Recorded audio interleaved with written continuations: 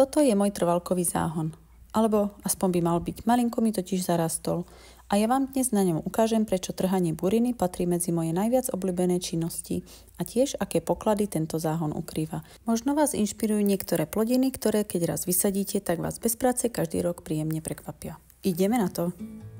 Túto činnosť by som vlastne ani nenazývala ako trhanie buriny, ale ako starostlivosť o záhon a ešte lepšie česky péče o záhon.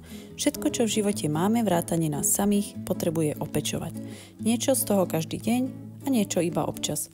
Ak chceme mať záhradu, musíme počítať s tým, že každému jej kúsku budeme potrebovať venovať čas a energiu. Pokiaľ nie sme ochotní jej to dať, mali by sme zvážiť, či ju vôbec chceme. Nesmierne zaujímavé je však pozorovať, ako moc nám záhrada našu péči vracia. Nie len svojimi plodmi a krásou, ale postupom času možno zistíme, že práve táto péče je tou najlepšou odmenou pre nás samotných. Keby existovala služba, pri ktorej zároveň terapeuticky čistíme hlavu, cvičíme jogu, dýchame ten najčistší vzduch, príjmame zdravé mikroorganizmy cez pokožku do celého tela, pozorujeme tie najkrásnejšie obrazy a počúvame tie najviac relaxačné zvuky na tejto planete, mohla by sa naceniť na takých 3000 korún na hodinu. A hľa, my to máme všetko k dispozícii zdarma na našej záhrade. A nie len to, ona nám za to ešte aj dáva svoje plody a skvelý pocit z dobre vykonanej práce. Presne preto milujem túto vznešenú aktivitu.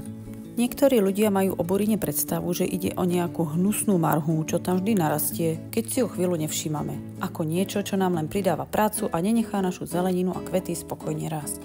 A tak ju šklbú s nenávisťou, či dokonca na ňu používajú chemikálie, ktoré potom škodia pôdnemu životu, našej zelenine a nakoniec aj nám. Bez buriny by však nemohol existovať život na tejto planéte. Burina sú rastliny, ktoré chránia pôdu pred jej vyschnutím. Pôda, na ktorej nič nerastie alebo nie je zamulčovaná, stáva sa mŕtvou. Burina je spolu s mulčom vlastne taký ochranný koberec pre celú prírodu. To, že zrovna my chceme mať niekde záhon, to ju úplne nezajíma. Jednoducho robí to, k čomu je určená.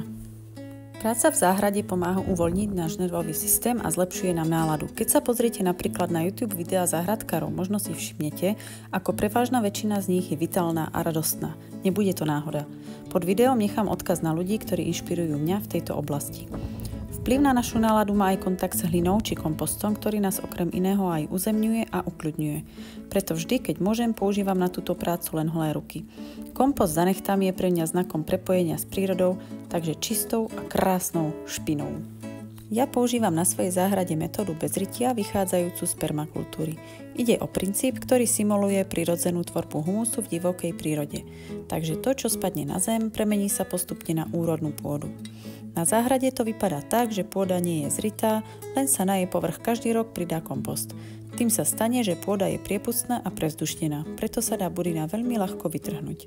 Navyše v tomto živom komposte je veľmi príjemné pracovať. Popri plevelení som našla v záhone kostival, z ktorého urobím jíchu, aby rajčiny dobre plodili. Kostivalu mám na záhrade tak veľa, že si môžem dovoliť použiť aj ten, ktorý je už v kvete. Kostival stačí dať na pár dní do vody a potom použiť pri zalievaní. Ja to robím odhadom, ale ideálne množstvo je kilo kostivalu na 10 litrov vody. Môžeme odliať malé množstvo jíchy do kanvice na zalievanie v pomere asi 1 diel jíchy na 4 diely vody. Žihľavová jícha je výborná obzvlášť na jar, pretože podporuje rast zelenej hmoty. Ale pre podporu kvitnutia je lepšia práve kostivalová. Tiež som pri práci našla schované šaláty a cibulky a samovisiaté sadeničky, o ktoré sa môžem podeliť. Napríklad tu mám borák, český prutnák a k tomu medovku. Ak máte na záhrade pažitku, je dobré ju občas celú zostrihať, aby začala tvoriť nové svieže výhonky, ktoré ešte nie sú v kvete. Pokiaľ má ale ešte púčiky, tak tie doporučujem zjesť, pretože ide o výbornú delikatesu. Pozrime sa ešte na kamarádov fešákov, ktorých som mohla obdivovať počas záhradničenia. Po hodine tejto práce som sa cítila ako po veľmi príjemnej terapii v prírode a v pohybe. Ako vedľajší produkt je čistý a priehľadný záhon a jeden luxusný šalátik. Pretože som tento záhon určila pre samovisevné alebo trvalé rastliny, tak aj zelenina, ktorú si dám dneska do šalátu, je pre mňa prekvapením. Našla som tam endiviu, klasický šalát, por, cibulku a pažitku. Naprosto luxusný šalátik. Poďme sa teda pozrieť, ako záhon vypadá teraz. Na tomto mieste mám polníček, ktorý sa sám vysemeňuje. Ten ma na jar vždy milo prekvapí, podobne ako táto trvalá cibuľka. Sám sa vysemeňuje a je harmanček. Trvalú barborku nechávam, aby si vytvorila semienka a na zber jej listov sa budem tešiť na jeseň a ďalej ich môžem zbierať počas celej zimy a potom aj na jar. Ďalšie cibulky už sa vysemeňujú same. Podobne ako pažitku z nej otrhávam zelenú vňať už od februára a pridávam ju do šalátov.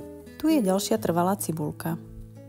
Tieto jahody na jeseň presadím, pretože by to tu inak zabrali celé.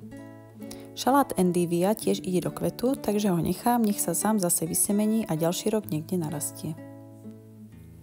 Tu mám zaujímavú trvalku, ktorú som kúpila pod názvom Jelení roh, ale viac to vypadá ako jedliskorocel. Podobne ako on, aj Mizuna práve tvorí semienka. Do záhonu si ešte vysadím trvalý maurský sles, ktorý má chutné listy a liečivé kvety.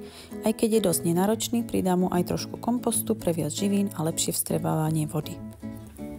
Ešte som dovysadila aksamitník, český afrikán pre viac kvetov a je to hotové. Tu máme porovnanie záhonu pred a po jeho opečovaní. Ak máte podobný záhon s jedlou trvalou či samovysevenou zeleninou, budem moc rada, ak do komentárov napíšete tipy na vaše obľúbené plodiny.